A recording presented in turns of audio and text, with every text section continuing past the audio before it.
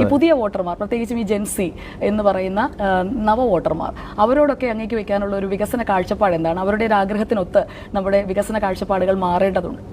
അതിലവർ കാര്യങ്ങൾ മനസ്സിലാക്കണമെന്നുള്ളതാണ് ആദ്യത്തെ അഭ്യർത്ഥന. എങ്ങനെയാണ് നാട് മാറി വന്നത്, അത് എന്തുകൊണ്ടാണ്, എന്താണ് അതിനിടയാക്കിയത്, ആ ഭാഗം അവർ നല്ലതുപോലെ ഉൾക്കൊള്ളണം. അതോടൊപ്പം അവരാഗ്രഹിക്കുന്ന കുറേ കാര്യങ്ങളുണ്ട്.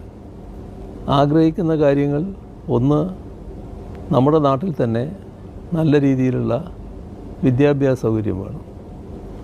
ഉന്നത വിദ്യാഭ്യാസം അതിനനുസരിച്ച് മെച്ചപ്പെടണം. അതാണ് സർക്കാർ ശ്രമിക്കുന്നത്. നല്ല മാറ്റം ഇപ്പോൾ തന്നെ വന്നിട്ടുണ്ട്.